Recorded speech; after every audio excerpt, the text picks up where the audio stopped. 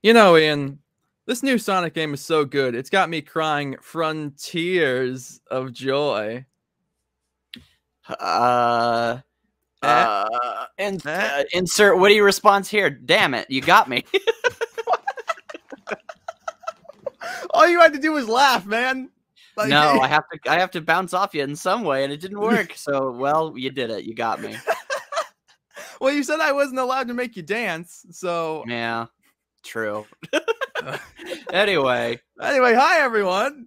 Welcome to the Sonic Frontiers discussion with your favorite duo, the Silver Ace 01 and Ian Waffles.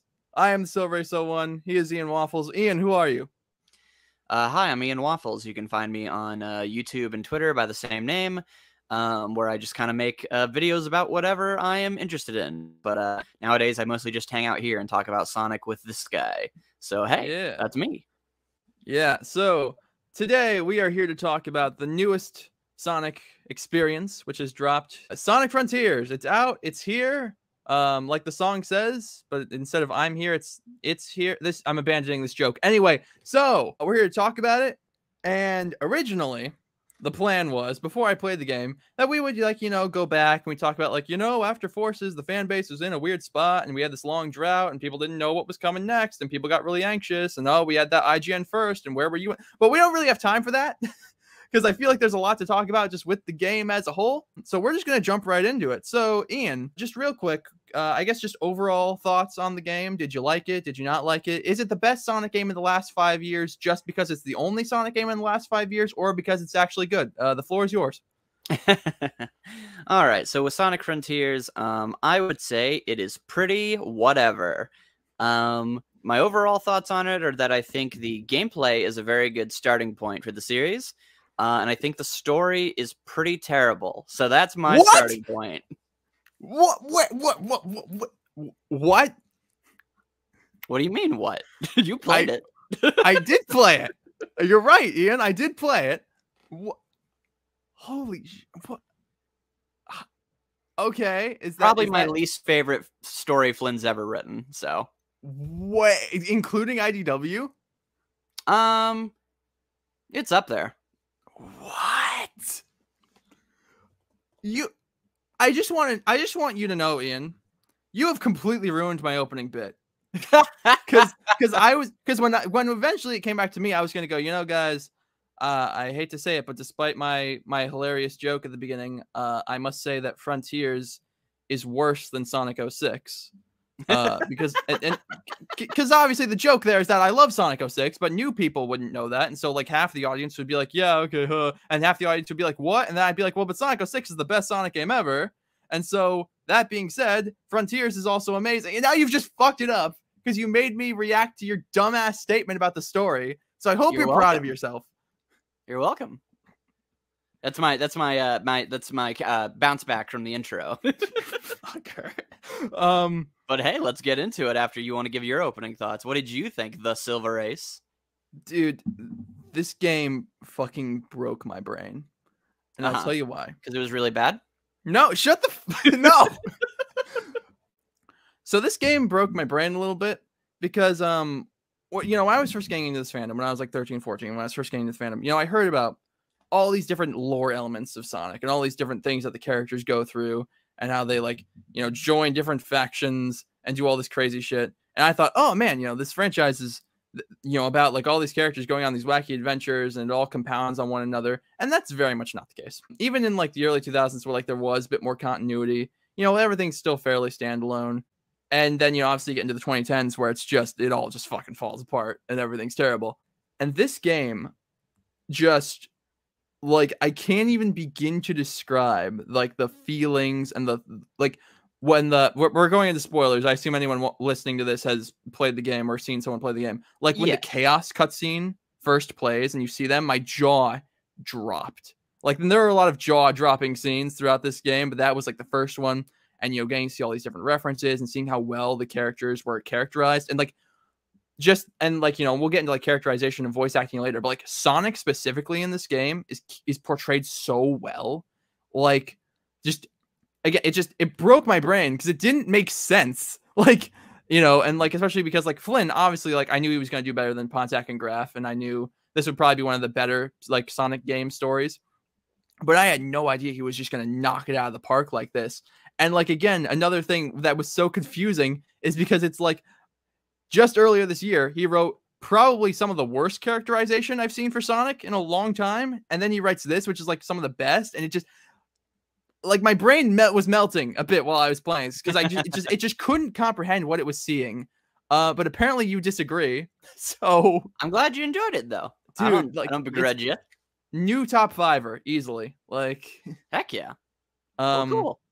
I guess we'll get in. We'll start with the gameplay because I think we'll probably have a lot less to say about the gameplay than a lot of other elements of it. But you said you enjoyed. You thought the gameplay was pretty good. So I liked the gameplay the first time around. I think Sonic controls perfectly, and I want this to stay as his control scheme going forward. I set all of his settings to max, and I was just incredibly impressed by like how precise all of my movements could be, how I could like cancel out of homing attacks, or like I could easily correct myself if I maybe thought I was going to overshoot something. And then just the speed he's able to get and then running around these worlds, it just feels really enjoyable. And I think the little platforming challenges are super fun. Like I like the platforming challenges where like there's this kind of give and take of like I want to go as fast as possible, but if I boost on this, if I don't dodge in time, but you know, if I feel cocky enough, then I can still pull it off. And so there is this feeling of like trying to look as cool as possible and then having the tools to be able to do that. And just kind of like the snappiness of like running around and seeing like, oh, there's a Chaos Emerald, or not Chaos Emerald. Like, oh, there's a heart piece over there. Okay, I'm going to click that real quick. Boom, boom, boom, boom, boom. Jump down. Oh, there's an enemy. I'll take out an enemy real quick. Boom, boom, boom, boom, boom. Go over here. Run around this thing. Run around this thing. Oh, there's a cyberspace level. Let's do that for 20 minutes or so. Come back out. Ooh, what's that over there? And you're just constantly running back and forth, and it doesn't feel like you're like getting lost necessarily. And the worlds felt like they were like consistently, for the first three at least, they got bigger and bigger and bigger in ways that I thought were really fun, where it's like they would start just not even just being like an island of themselves, but they would have little mini islands in them. So you would have to figure out ways to get to other ones and stuff. So all of that stuff I thought was really fun. I think the cyberspace levels control awfully, but in a way that is fun because it feels like you are wrangling a really crappy jank bull ride. And so it's kind of fun to like have to nail like in the cyberspace levels when Sonic boosts, he also gains vertical height. So it's kind of fun to like go up a ramp and see like this little platforming section you're supposed to do, but you can like perfectly time a boost and like completely dodge it. And they want you to do that because some of the S ranks for these missions are really tight. So I just thought the cyberspace levels actually wrap back around to being pretty fun. And then as far as combat, I hated combat. I didn't feel like any of the hits or the attacks felt weighty or impactful, and I hated that you had no skill involved with blocking or retaliating. In fact, if you try to time things, you will be punished for it. Because I played a boss and I was trying to time it to block these missiles and I kept getting hit. And then it was like, oh, you're not supposed to actually be good at the game. You're supposed to click it, just wait for it to block for you. I was like, oh, great, that's fun. So combat sucks. Most of the little mini bosses aren't that fun. But and we'll talk about the big bosses for later because that's a positive, but we'll save that for its own part of the discussion. But then my overall negative side of the thing is that when I went back to play around in the worlds, they just felt not fun to do because you would just accidentally run into a boost pad that would send you into a 2D section you couldn't get out of. Or I would see something and it'd be like, have I been to that random thing of springs up there? And then you go up there and there's nothing up there anymore because you already got the key. It's like, oh, well, that was a little bit of a waste of time. And then you start looking around and you're like, man, this looks super janky with all these like Mario Maker assets just placed randomly. And then you're like, man, the aesthetic and like atmosphere of the game is like ruined because there's just all this janky stuff flying around that doesn't feel like it connects at all to anything. So when I was first playing it, I was immersed. Then when I went back to it and I was just like, let's just run around and have fun as Sonic, it kind of all fell apart. So that's my thoughts on gameplay. I like it.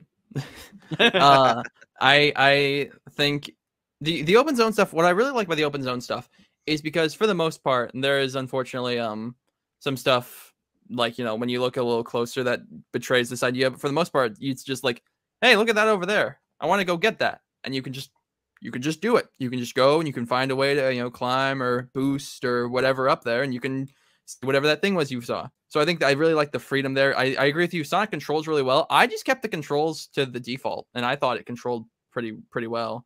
Yeah. And so yeah, I think the open zone is fun. The cyberspace. Okay, so with cyberspace, I think the 3D levels range from fine to pretty good. I think the 2D levels range from God, why did you do this to fine. There's a chemical plant level specifically that made me want to put my head in a meat grinder. It was terrible. I don't remember, and also I don't like that they're not named. I know what they're going for Or with that like they the look one awful. dash. Pardon? Or that they look terrible because they're reusing Generations assets for the 18th billionth time. Okay, so yes, but I didn't mind it as much when I was playing it. Like I think my big problem is just we've seen all these assets before. If you're gonna reuse assets we haven't seen this many times. Like reuse some or at least here's what I'd say. If you're gonna reuse Generations assets, reuse all of them. Like why are we just reusing 3 of them and then a random city level? And we're reusing the 3 most reused ones. Yeah. Like, I would have liked to have seen, like I said, if we're gonna reuse assets, let's reuse some Crisis City. Let's reuse some Rooftop Run, some Planet Wisp, others. Yeah, or even like Forces. There's more recent. Reuse some of those assets. Forces had some pretty levels. Like I liked how their levels looked. Yeah, like and also like I think the excuse in story of like, oh well, it's Sonic's memories. It's like I don't care. Like you can make it write in any excuse you want. It doesn't matter. I think also that excuse kind of falls apart because they also try to use that excuse to justify the reused level designs. But like he plays through Shadow's SA2 levels, which he wasn't there for and didn't do. So yeah, I mean again, it's all bullshit, and there's no reason. Bullshit. But like, just literally make new aesthetics. You had 5 years, no excuses. Yeah. Well, yeah, and I think, and in terms of the reused level design, I really actually liked the SA2 ones. I think maybe just because I really like SA2, but I also think the controls worked better with those kind of more open, more like platforming oriented designs than they did with like the Generation Z designs. I know, like I think Skyrail, that one was probably my favorite one. And then yeah, like again, so cyberspace is like a solid okay. And then with the combat, I thought it was fine. I liked all the different moves you could do. Getting to unlock those was pretty fun. Not much more I can say about that. The Psy Loop was fun to do. Yeah, I like the Psy Loop. The Psy Loop's cool. And fishing is fun. I like fishing. I also like fishing. Yeah, I agree. Like I was telling you before we started recording, I think I definitely did not take proper advantage of fishing my first playthrough. Again, like I was telling you, I didn't fish once until after I finished Chaos Island, which was again a terrible mistake. But so yeah, I think overall I think the gameplay is fun. I really liked it. If I were to give some minor criticisms, I think I agree with you. The cyberspace levels could control better. What I think it's weird because again, sometimes the control feels fine. Like I said, I think the SA2 ones, they aren't great, but I think the control works okay in those levels. The 2D levels I think control horribly. His jump feels off. He's too slow also. Yeah. So that's yeah, I think, but again, I think the gameplay is very fun. I just think there's a lot of minor kind of compounding issues. In terms of like the I don't know if this, like, I guess we talked about this here, like post game. I think once you finish all the story stuff, there's not a lot to do except just kind of run around and jump off stuff, which is fun for a bit, but ultimately I think doesn't hold up super well. Yeah. One thing I will say, I think I finally understand what they meant when they kept saying, "Oh, it's not open world, it's open zone," because these different islands, they're like once you first get into them, it feels like really big and really overwhelming. But once you have it all mapped out, like they're not super big. It very much does feel like this is like a level, but like we've expanded it out and there's platforming stuff that you can go do. And like I get what the open zone moniker meant. Yeah, absolutely. But yeah, so overall I enjoyed it. I thought that it was fun. Yeah, so I guess Do you want to move on to the boss fights? we can, in fact, move on to the awesome fucking boss fights in this game. Yeah, pretty perfect. I need a whole game that has the energy of these boss fights. Yes, dude, they're so fucking good. So yeah, I would say the big thing for them is they just fully embrace the spectacle of just supersonic existing. And while they have some jank stuff to it, none of it matters because it's all super cool. Yes. And the music, each one having their own individual song, is legendary. Screamo rock anthems.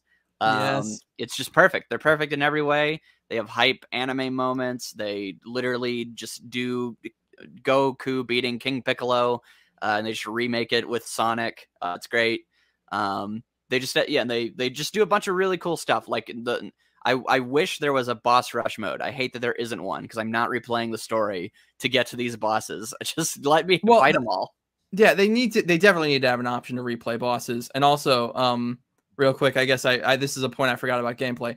It is 2022, Sega. Why the hell is there no new game plus? What is wrong with you? So you think I just have the time to restart a file and just have none of my attacks and and just be like as slow as shit, like again? Like, you think I have time for that? I have fucking midterms, dude. Like, I can't. Like, I should be able to be able to play through the story again on a harder difficulty and keep my shit. I do not think that's too much to ask. No, I agree. Well, and like as another thing that I really love about the fights is that I like how they take all of your moves from the main game and like you can use them. So like in the first boss, yes. I was like, oh, you can use Psy-Loop. And so I was like, can I Psy-Loop the boss? And then I did, and he launches into the sky in a giant tornado and you just beat the crap out of him. I was like, that's so cool. Yeah, again, because I was very slow to level up my Sonic because, again, I did not take proper advantage of the fishing, and because I tried to brute force my way through a lot of this game, so I didn't have I think maybe the only real attack I had unlocked by that point was like the Sonic Boom move. I will say one thing you could say about the bosses, and I don't think it matters too much because, again, these bosses are very much spectacles, is that they don't really present much of a challenge. Yeah, but I don't care. Yeah, I don't care really much either, but like I just figured it was worth bringing up because like the only one I really had any trouble with was the first one, and the only reason I had any trouble with that was because if you go into the boss with less than 100 rings, if you go into the boss with less than 100 rings, it defaults you to 100 rings, and I did not realize until I died a couple times that the way you beat it is to just parry, and that your punches and kicks do practically nothing. And so it took me a couple times to die in on that to realize, but like after that, it's just, again, I don't think this is a problem because I think they serve the purpose of being fucking awesome. I also think premise-wise, I appreciate the variety of not only what you do in them, like the first one is kind of like a straight beat down, the second one is a chase, and then the third one is like a back and forth with using the shield and the sword against the bad guy. But I also like that there's different like build-ups to him. So like the first one you got to climb him, the second one you have to race around him, and then the third one you have to like you have to climb up him again, but you have to like jump down into a pit. So I just think in general they're just super fun. The final boss sucks because it's just the first boss but with the gun, and then the final boss sucks because it's Galaga and it's not fun. So yeah, but yeah, you're right. Like, so here I am thinking like, I fight the first boss, like, oh, this is really cool. I fight the second boss, I'm like, oh, this is really cool too. Third boss, really cool. I'm like, man, the final boss couldn't possibly top this, right? And you're right. I was right. Although I will say, apparently I picked the right time to watch Evangelion. Because so when I first watched that anime, I remember thinking like, oh man, I guess the Titan, because by that point we had seen the first Titan, thinking like, I guess it drew some inspiration because it's got the thing where it's like it's a mix of monster and machine, and it's got like the broad shoulders. That final boss is just a fucking Evangelion. Yeah, it's got the big gun. It sprouts wings halfway through. It's just an Evangelion. Yeah, it was pretty neat. Visually anyway, but the fight itself, I was like, oh, okay. Yeah, maybe that explains why the ending sucks. So. Huh? I said maybe that explains why the ending sucks. Oh, let's go. But yeah, so that's that. And then did you have anything else to say about the bosses? No, but I did remember something about the gameplay as a whole. And that is that. So the game was sold on having 5 islands. Yeah, those That is fucking not true. wires. Yeah. Um, I absolutely hate that they could not be bothered to make like because I actually like the concept of the fourth island where you're just climbing 6 towers. Like I think it's a great change of pace. And I yes, I actually agree. like the platforming challenges. Literally, what was so hard about just like it's an ice level or it's a purple colored level? Like what was so hard about actually making it look good? You see, I'm not gonna pretend I know anything about game design because I don't. But like you had the sand physics already from Ares Island. I do wonder, and again, I know nothing about game design, so maybe I'm speaking out of my ass here. Would it have been that hard to like make it white and apply it and like put it on that level? Like, Yeah. and maybe the answer is yes, but like, I don't know. Yeah. No, Um, yeah, and then the final island is just again more of the first island. So I thought that was like I actually like that island as far as like what you can do on it, and I like the little swamp, I like the giant pyramid, but just in general, it was just so weird that they just like had the first three islands and they were like, just reuse aesthetics. And again, this goes back to my thing of like I just hate how the rails and springs and everything look where they're just slapped on in this really pretty natural environment. It's like, dude, just make the rails look old or give them vines on them or like anything. Can you try it all to make them look like they match the setting? well, no, clearly, Yeah. but yeah, no, I agree. I just again, it was like I remember going in like I very much worked very hard to avoid spoilers going into this. Like I didn't look at Yeah, any me of too. the like official gameplay after like in like the 2 weeks leading up to it. I stayed off Twitter. I had a fake spoiler. Um so I again I kept myself off Twitter. The only thing I went on it for was like for DMs or like if I needed to search something in particular. And I saw Shadow the Hedgehog trending after I think this was after the game had broken street date. And so I was like, damn it, maybe that might mean Shadow's in the game. And then I remember the day the game came out, I remember I was like, hey, I wonder if Premi Duremi is streaming this. And so I went and looked up his channel and he had like a thumbnail that had Shadow in it. And so I like quickly clicked off. I was like, damn. I guess that means Shadow's in the game. And then he fucking just isn't, and I'm an idiot, and so I don't know why he was trending You're just when the game paranoid. had broken street day. I don't fucking know, but like, regardless, but yeah. So basically, the reason I was talking about this was because it was like, I was like, man, I wonder. I don't know anything about the fourth and fifth islands. I wonder what they're gonna be, and it's they're nothing. Like yeah, I like them. I like how those islands play, but yeah, I would have liked some more unique biomes. Also, the music for Rhea Island is the best of the island themes because it's all dramatic and cool. Yeah, we could talk about the music in general if you want. Yes, it's very okay.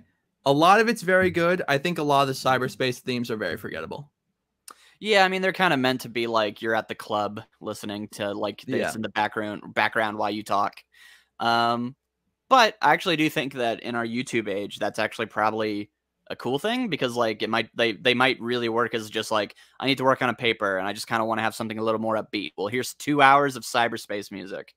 Yeah, So I enjoy them, but yeah, like I'm not gonna like have them in my head going forward. But yeah, I did enjoy listening to them while they were there. And I think the island music was really good. It was really atmospheric and pretty. So yeah. yes. And then, but we can all agree that the best songs in the game are the Titan boss themes. Yes, I've been listening to them since the game came out, just on Okay. loop. So Ian, which one is the best one, and why is it undefeatable? Is that the first one? Yes. Because it has a great opening where I have the that kind of voice, and then it goes go. and it's just this perfect mix of like grunge screamo and like I'm a cool guy doing a song, and I'm like, yeah, let's do it, baby. Yeah, dude, I've been playing that so much. I mean, I've been playing all three of them, but I've been playing that one the most. Yeah, I agree. That's my favorite. It is very good. And then, yeah, obviously you have they brought the guy from Danger Kids who did the Infinite theme. I don't know if he's in. I know he's definitely in the second one. I don't know if he's in either of the other ones. I mean, he's definitely in the third one because that one just has like a direct like part that just sounds like Infinite's theme. So instead of like if you stand in my way, he goes like, and if you get in my way, I will, something like that. And I'm like, no, oh, well, he says like you're gonna regret it at some point in yeah, you're I want to gonna say it's the second regret it. one. I swear it's the second one. I swear it's the second one. But regardless, yeah. So those are all great. I will say Sage's theme at the end. I like it, and upon re-listening to it, I liked it a lot more than when I heard it the first time. And I think it definitely vibes with like the tone of that ending, like the sadness. I think the lyrics are a little on the nose. It's just like, I'm a robot girl, and you made me, and I learned what it means to have emotions throughout this game because that was my arc, and now I'm dead and I'm sad. Anyway, bye. Like that. Like, yeah, but I mean that's that's in character with why her character sucks. But we'll get into it. Wait. What, you like Sage? You thought she was good in any way to perform? What do you mean? What? You'll have to explain yourself. I will. You mean I'll have to explain why you're wrong? That's fair. And then the one from Nate Wants to Battle is also very good. The One Way Dream. I was just okay. So he did make a song. I think so. Yeah. Sweet. Yeah, I think he sung One Way Dream. I really like that one. I like the final boss too. Like the final boss, where it's kind of like really pretty and like it doesn't feel like epic. It feels like kind of like whimsical and stuff. I don't know. I like it. I like it too. I wish it were quieter so I could hear what they were saying. That's just an SA2 reference. Of course. I legit went into the settings and turned the music down so I could hear it because they don't put subtitles there, which I mean is probably for the best. It would probably be distracting because you have to focus on like a million things in that boss. But like they're like they already have a filter over their voice, and so it's like, I am the Alpha and the Omega, and I will destroy everything. And meanwhile, there's just music blaring in the background. It's like, but yeah, no, but yeah, music very good. So yeah, I guess we can. Wait, why do you not like Sage? Okay, I'm sorry, I'm not gonna be able to get over this. What's your problem with Sage? I mean, I legitimately can't think of why you would like her. So please tell me that so I can debunk. Because she's great. Because she has this whole arc where So I guess my question would be like, what scene or like a moment made you go like, oh, I like Sage? I think throughout like the end game, I think like that entire part on the last island is really good. I think her relationship with Eggman is great. Oh gosh. What? That's the worst part of the game. What do you mean that's the worst part of the game? It's not in the game. What do you mean? What are you talking about? Okay, let me explain this to you right now. This is why this is Flynn's worst story. Because he didn't just make a bad Sonic story. He forgot how to write a story. How do you create the premise of AI character grows to have feelings and connect with their creator, and then it's not in the fucking game? We show Sage in the cyberspace being like, Eggman's like, Sage, you need to go do stuff. Get me out of here. She's like, but I am trying to get you out of here. And then literally the next cutscene is her going, and then Sonic got hit again. Oh, Sage, when we get home, I'm going to put you into all of my computers and stuff. Blah, blah, blah. Orbot, Cubot. Orbot and Cubot, those are like my brothers, right? I guess so when you think about it. And then we come back later. She's like, Sage, I'm not just like cool with you. I'm proud of you. And then we get to, oh, my dear literally where in the game do we actually get to see them growing closer to each other? It's not in the game. He didn't write it. The voice memos are where they explain the backstory of them growing closer. Memos where he goes, Sage seems pretty cool. Okay, I think it's a bit further than that. He talks about how she's similar to Maria, which I will say. So what's the connection there? Why would I be like, oh yeah, he likes Maria? He doesn't say anything about her. Instead, he says bad things about her. Maria. He explicitly says he doesn't like Maria. Yeah, exactly. So that's not a helpful thing. No, but it is because he's talking about like, I don't understand why everyone was talking why everyone loved Maria so much and everyone was talking about her and why it was so sad that she was gone when I was right there. And now he understands because he has this daughter that he cares about. Because he has this daughter he cares about and he has to sacrifice why does he her care at the about end her? of the game. Because just shut the fuck up, Ian. That's why. But regardless, and here's the thing. I agree that we could have used more. I think oh my God, you're such a dick. But no, I agree that we could have used more. I think if we needed to have a prequel comic, I don't know why it was them going to a random island and fighting a random robot. I think it should have been Eggman and Sage. But I think what they have in the game works fairly well. And I think but I would ask, what do they have in the game? What did I you don't know. like? It's been like 2 days, but like I think you have the cutscenes with them in cyberspace where she's talking to him, and yeah, I think the scene you were just making fun of where she's like, oh, we're about to keep it like my brothers. I think that worked really well. No, I like I that think conceptually. I just wish we did anything with it. so. No, I think that worked well. I think you have the scene where she sees see. Okay, one thing I was a little confused on is it was made unclear. It was unclear whether or not we were supposed to like think Eggman was like a good dad or not, because there's a scene explicitly in where she's listening to Sonic and Tails talk, and she's like, "Man, I sure wish that me and Eggman had a relationship like that. Like, and I'm really sad because he doesn't love me." And then like but like the rest of the game is about how much he loves her. So that was a little Yeah, unclear. because we don't establish anything. Yeah. And I do, and also when they have that scene of where she's talking and they play like her like da, da, da, Yeah, da, which was da, hilarious. I could not music. stop laughing. I think they were just showing random scenes of them in cyberspace talking. No, I think hold on. Hold on, Ace. They weren't showing random scenes. Those are the only scenes in the game where they interact. So when they're doing their flashback, they go, okay, we have to actually show them like growing as a relationship, and they have nothing. They have nothing to show because it's not in the game. Yes, I would agree, and I agree. I think that would have been a perfect opportunity to have like some original 2D artwork, like they do in one of the scenes later on in on Chaos Island. I think it would have been a great moment to have some original 2D artwork of him like building her, of her first coming online, of like, you know, her going through and learning about like Sonic and his history with Eggman. I think that there should have been something like that there. However, I think that their relationship in this game is done fairly well.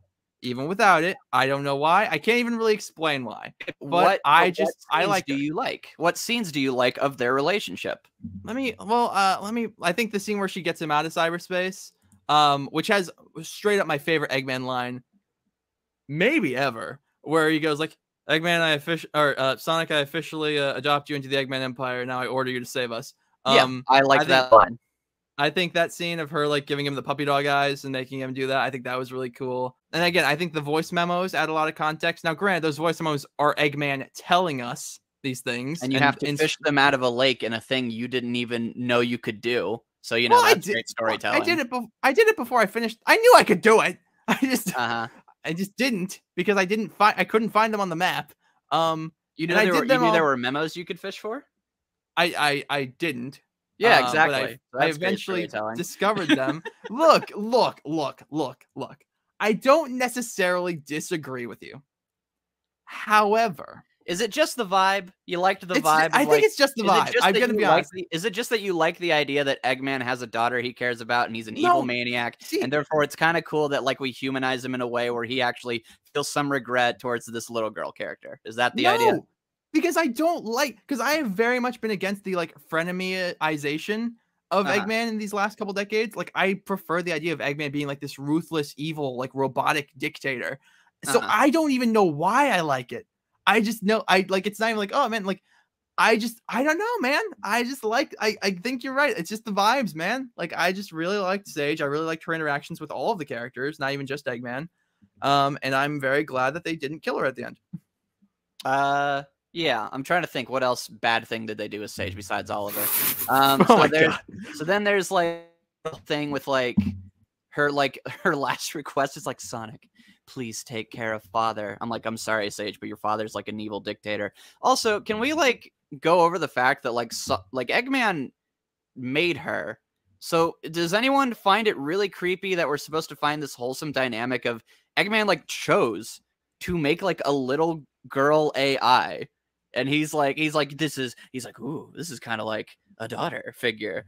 Okay. Eggman's known to like be very specific with how he makes things. He makes Metal Sonic as an insult to Sonic. His robot animals are an insult to the animals he is putting them in. And he's just like, she's like some little girl. How'd that happen? Like, you fucking designed her. What do you mean? So like this whole idea of like the gall they had to like have the final shot of the story be Eggman, he's on his knees. He watches the sky, the falling stars. He reaches out, but then, I don't know, he pulls it back in. That's his girl. That's his girl. I'm like, what? No, that's horrible. This is terrible. Well, no, I think. What am Well, I I think supposed to feel for that? And wasn't they try to trick you because they don't have Eggman actually do anything evil in this game. So they try to like smooth it over by being like, see, it's kind of like wholesome or whatever. But they don't play it as like tragic that like her only love in life is literally an evil monster. They play it as like wholesome, which is fucking wrong. So I don't understand. It's terrible. It's awful. But couldn't you argue there is something sweet about the fact that Eggman is a monster? He's a horrible person, but there's this one thing in his life that And like why? that And, like. and by the way, why does the game not make a big deal about that? It's so easy for him to fall in love with Sage. Why? He's had robot minions before. He has had robot minions who have done better than Sage. So literally, why does he like her? The game doesn't tell you. Well, it's just because she's a cute anime girl, which is creepy, weird, and it doesn't make any sense. Okay, a couple of things. I don't know if he made her a cute anime girl. I think she says he compiled my code, but I evolved when I interacted with cyberspace. So I think the implication is meant to be she wasn't like a person when she went in. She came out she's like that little thing he slapped on it. Yeah. Okay. Well, then fine. That answers one question. But two, why does he like her? Literally why? Eggman has never liked a single one of his creations this much. So please, game, could you show me how this character who has never acted this way, make it like a big deal that it's like that he actually cares? But no, they don't treat it like a big deal. They treat it like you skipped a season and jumped to the finale. When he's like, be careful. My daughter. Why? Why? Literally why? Okay, but that scene was great though with Mike Pollock. What? No, Mike Pollock. His voice is like breaking when he goes like, "Go fulfill your function." It's not earned. It's not earned. Regardless, I think the reason you could argue that he has this kinship with Sage that he doesn't have with Orbot and Cuba is, first of all, again, I think because Sage evolved through the cyberspace, which is such this more advanced, more like human brain like thing, she is more human. So he is able to connect with her on a more human level. And also they draw the Maria comparison. What human level? He's a monster. He's not human. He's a terrible person. Sure. Yeah. Yes, he is a terrible person. So where's the humanity? What part of his humanity does he see in the little girl? Well, again, they draw the comparison between her and Maria. And I think we never met. He never. Well, okay, it's weird because he says I don't really remember Maria in the voice log, and so it's weird that they're implying either he met her like once or maybe he knows her through like family photos or whatever. It's never explicitly said. Is she like Maria anyway? Does he bring Maria doesn't have a personality. Well, we don't know anything. So I don't. So genuinely, I can't think of a single thing that he could like about Sage other than that she is a cute anime girl. And I guess Eggman likes cute anime girls. Like, well, literally, you don't have to make it weird. There's nothing. There's nothing to it. You know, Ian, I think you're just a hater. I am. I hate bad stories. Oh my god. Well, look, again, I can't really argue anyway, just saying that, like, because you're not wrong. Like, the version of Eggman we know is a horrible monster who literally one game ago took over the entire planet and probably slaughtered thousands. Flynn wants to make it clear that all the other games are canon. He's not making this some like new. Also, he makes it clear that IDW is canon because Sonic mentions Tangle, which is so fucking weird. This is even worse because this is the Metal Virus Eggman. What the fuck are you talking about, Flynn? So. Well, but that's the weird thing. Is it? Because, like, does that mean, like, in IDW, we're suddenly going to see Sage pop up? Like, so, or is it, like... all bad? No, it's not. It is not all bad, but, like, so could you... One good thing. Well, we'll get there. Again, the characterization is the best. I mean of this. Obviously, if you have things for the other stuff. But, like, There's nothing. Okay. Let me ask you this. Belle or Sage? Belle, because she actually has a cool design. What? Wait, what did you say? She has a cool design. It's funny. Sage has a cool design. Not in game. You're right. It does look better in 2D art. I'll admit. Yeah, that. If it was the 2D version, then Sage wins because Sage would look cooler. Yeah, she does have like a weird cinnamon bun head. But like regardless, I love my dad. Oh, God. I'm crying sad. Like, and I'm just like, I could not stop laughing at that scene where she's like, "Daddy, I love you, baby. What an awful character. She is not. Look. Is there a line of hers that you like? Can you name a line that she says that you thought was charming or likable? God, I know there were, but I'm struggling to remember. I can name one I didn't like. So let's talk about the fact that she pops up in front of Sonic, and the whole game she's like, "You'll never make it out. It's not possible." And you're thinking, okay, like they primed this game as like it's mysterious. There is fucking no mystery. The what she's talking about is that big bad thing is gonna beat Sonic. That's who. Just tell him that. Who cares? And then the best part is that she tries to kill Sonic, does a horrible job at this, and then he comes back and she's like, "Hey Sonic, go away." And he's like, Hey Sage, like I just wanted to talk, you know, I thought you may. And it's like, Sonic, shut the fuck up. She tried to kill you. Sonic's awful in this game, but we'll get to him. What? It's one of the worst versions of Sonic I've seen. No. Are you? Oh my lord. Are you done defending Sage? We can move on to Sonic. I'm not done defending Sage because I thought maybe what it is, maybe the reason that Eggman likes Sage, and maybe the reason Sage is the way she is because Sage is meant to be a version of Eggman who is his strengths but not his weaknesses. So in this game, it is explicitly said multiple times by Sage, you should team up with Sonic. If you team up with Sonic, we could maybe win and we can maybe survive. And he, because he has this hatred in his heart, is like, no, I will not team up with Sonic. And then eventually, even though I have many times before. Well, yes, and they call that out in the game. Yeah, and they have a bad excuse for it. So no, they do not have a bad excuse for it because Eggman doesn't understand the severity of the situation. What do you mean? Now, granted, Sage should tell him the severity of the situation because she's an idiot. She's a child. No, she's a robot AI. She's very intelligent. A robot AI who looks and acts like a child sometimes. Creepy. But like, regardless, I don't even remember what point I was making. I don't know. I liked Sage. I thought she was fun. I'm trying to remember because I know there were pieces of dialogue from her I liked. That's my girl. Oh, kill me. Struggling to remember. That was great because we find out she's not dead, and so that was awful. Why are they bringing her a terrible character back and making her? Because she's not a terrible character. By being Eggman's daughter, the poor thing. Well, I think also, and maybe this is just—it's very cliche, but it's this is the trope of like the robot learning what it means to be human.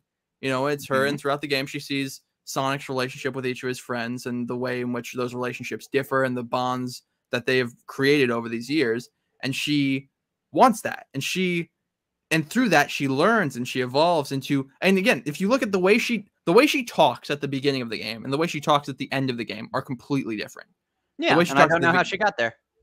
Because she saw all this stuff and she saw all the stuff with the ancients and the stuff they had to sacrifice, and she sees Sonic's tenacity and the way how even in the face of impossible odds he perseveres because he just cares about his friends that much. Like, and you're wrong. What did you like about that? You didn't think it was like cringy and bad? No, because it's not cringy and bad. Ugh. Okay, but like, you know what? We'll let the audience decide. Oh, they're all going to disagree with me because this game is very popular. So yeah, because it's good, and you're wrong. I mean, you have not debunked a single thing I've said, sir. Because, well, again, it's art. Like, if you didn't like Sage, I can't provide a good argument for like, oh, well, no, actually, like, no. I don't need you to debunk that I'm wrong. I just know that I do have points. You do have points, and I wouldn't disagree with most of those points. I think there should have been more done to show the early days of Eggman's relationship with Sage. The vibe just clicked for you. The vibe clicked for me. I liked it. I don't know, but. So yeah, you want to move on to Sonic?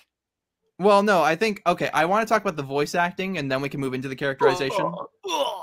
Wait, what? Worst Sonic voice he's had. Eggman sounds awful because he's just talking like a normal person. Yeah, that's why his Eggman is so great because we're getting to hear a different side of him where he's not just shouting and being evil all the time. Yeah, and the way he does it is not interesting because we don't get to see any of the interesting sides of having a normal talking Eggman. No, he has the voice memos where he's talking about his past and he's talking about all the different shit he's been through and he's talking about Sage. I absolutely loved when he said, I don't like Sonic, but I do respect him. Like, fuck off. Like, come on. What? No, that's completely consistent with everything we've seen. What do you mean? he respects Sonic and like Yes! in a way that he's gonna like say it like, yes, I definitely like Sonic. He's pretty He cool. didn't say he liked him, but that's completely consistent with the way we have seen his character act in the past. He definitely respects Sonic. Like whenever he kills him in SA2 or whatever, he's like, goodbye, my nemesis. But the fact that he's just like, yes, I definitely blah blah blah, and I do respect Sonic to Sage. I was like, come on. Well, no, but he's trying to again, because she is his daughter and because he's trying to teach her, he is trying to explain why, even though he despises Sonic, he does have this respect for him, and why, you know, he has earned that respect through their battles over the years. That's it. That's all I got. But look. But yeah, voice acting overall was awful. Amy sounded like a 30-year-old mother. Knuckles actually sounded pretty good. Tails as usual, but all like Sonic, Amy, Sage, and Eggman were like. What was wrong with Sage? She's annoying. Bad. God. What was I saying? Oh yeah, no. The voice acting in this game is great. I'm gonna be honest. So with Roger, right? Beats being called a rodent. Okay, there's parts where Roger sounds weird. I will give you that, but I think this is Knucklehead. It doesn't sound like a 90-year-old. Oh, he mostly does. No, but I will say there are definitely parts where he sounds weird. I think there's a line where he goes, "The Titan was a bit overkill, don't you think?" I think that's his worst line in this game. But I think this is Roger's best performance. Oh gosh. And honestly, I you know, I had settled in, you know, I had accepted that we were stuck with Roger. But, you know, throughout this game, it went from being like an acceptance to like, well, if we're stuck with him, I guess I just have to deal with it. It's just a dumb video game after all. It's like, you know what? If Roger's the guy, if he's the Sonic that they're going to stick with until, you know, the sun burns out or whatever, maybe that's not so bad. You apparently disagreed. Yeah, I couldn't stand a single thing he said. He sounded like a 40-year-old man. It was really creepy. Well, okay. One thing I think is interesting is, like, first of all, I think the reason that a lot of what he was doing clicked with me is because every sentence out of his mouth was not the most inane bullshit I've ever heard. But also, and I'd be interested to hear your thoughts on this. So Sonic and Amy are both doing very different things from what they've done in previous games. And I think with Sonic, you know, during the promotional material, what we've heard, you could make the argument they're just telling him to sound more serious. They're saying tone down what you've been doing, you know, sound more serious, sound more serious. But with Amy, though, she is very clearly making an effort to sound older, or I guess making less of an effort to sound younger would be a better way to put it. Yeah, and it sounds really creepy. No, what? God damn it, Ian. I just want to make sure that love is spread. I'm like, ugh. But like, it was genuinely creepy every time she'd speak. Like, I did not like it. What are you talking about? Why does she sound like she's like a 30-year-old mom? Well, okay. That was the point I was trying to get at. Do you think, because with the conjunction of that and with the conjunction of that they've delisted their official ages, you know, they're not on the official website anymore. The characters don't have official ages anymore. I think that the voice direction wasn't so much sound more serious and was more so sound older, because but they don't look older. They still like cute little animal creatures who remind me of when they were teenagers. Sure, but they've never acted like teenagers. And so what I'm wondering is, because this game is very clearly meant to be like an acknowledgement of the past, and it's very clearly meant to be like, no, we did all these things. And it's also about the characters going like, what do I want to do with my life? You know, I've been through all these adventures, but like, what do I want? Like, what should I be doing? I wonder if this, I think, you know, the thesis of this game, maybe not thesis, but like the idea is like, no, these are all characters who have had years of experience. They're all like in their 20s, except for Tails, who's like, you know, you can maybe argue early teens, which is why he still sounds like a girl. And, you know, they were finally looking back and going like, I've been fighting Eggman for like 10 years and I don't know what the fuck I'm doing. Like, I don't know. I really liked what they were doing. I thought it worked really well. With like the voice directing, you mean? Yes. Yeah. And with the characterization as a whole. But we can get into characterization as a whole I thought was garbage, because I feel like so why would Flynn write a story where the characters say, I wish I could do and be better, and then not put that in the game and promise to do it next time, instead of just writing a story where Tails is just better, Amy is just better. is just better, and they just also just do things. Because unlike the comic books, which are a continuous story, the games up until after SA2 have never had a consistent world or characterization. The reason the characters started to suck was because the writers made them suddenly suck. So why would Flynn waste my time on a game talking to me and saying, look, guys, we know they were bad before, and that's now canon. That's like a part of their characters, and they're going to grow out of being shitty instead of just writing them as good. Why would you waste all that and then you don't show it in the game? Well, first of all, because they're cyber ghosts. What are they supposed to be doing? Like, they're as effective as they can be. That. Then what? How are you going to justify why they're not being more useful? Exactly. Make them useful or don't put them in the game. How are you going to make them useful? You can't play them. It doesn't fix anything to have Amy say, man, I want to do stuff. And then she still doesn't do stuff. What was our big complaint with Amy for all these years? That she doesn't do stuff? Well, at least she acknowledges that she's useless, so that makes it good. I don't think that was what Amy's character arc was in this game at all. What does she do? She learns that she needs to share her love with the world. What does that mean? It means to go away from Sonic. And she needs to part ways from Sonic and share her love with the world and also a certain black and red hedgehog. What does that mean then? What does it mean to share your love with the world? You know, to plant some flowers nice to people like you've been doing, which is helping people. Look, that is the thing. That is definitely. And by the way, are we going to get an Amy game? If so, this is also literally worthless. It doesn't mean anything. It's not in the game. So why would you waste my time on telling me they're going to be better when it's not in the game? Well, what do you mean it's not in the game? They can't, Ian. They cannot have them just be there and be like, "Yep, I'm definitely doing stuff," without it heavily impacting the gameplay. Where you only play. Why wouldn't you? So why wouldn't you do that? Why wouldn't you just make the game good? Or you know what? You know what? By the way, we have these big crazy boss fights that have animations in them. Here's a smart fucking idea. Why don't we use the Chaos Emeralds? And when Knuckles and Sonic are like, we've like been bros and doing bro stuff and we want to make out. Why don't they make out in the fucking boss fight when they fight the boss? Or you know, when Tails is like, man, I really wish like I was like a useful character. Hey, fucking idiot. Why don't you just let them use the Chaos Emeralds and fight along Sonic? What do you mean use the Chaos Emeralds? You mean like turn into like Super Tails and Super Knuckles? What? But that opens a whole can of worms. What's around the can of worms? Knuckles brings up Super Knuckles in the fucking game. He does do that, and that's really awesome. But then that opens up the question of Izuka. What do you mean that's awful? What is good about a character walking up and going, "Hey, you remember Super Knuckles? I sure remember Super Knuckles," and then nothing comes of it. Because I remember Super Knuckles, and it made me feel smart. But regardless, what the fuck was I? Oh yeah, the problem is like because Izuka has said only male hedgehogs can become super, which is bad. So the game is doing something that is bad. Look, I think that the characters served their purpose. I think they are there to provide support, and they are there to reflect on their lives. They are literally ghosts. What support? What do they emotional do? Support. To who? Sonic is literally has no problems in the game.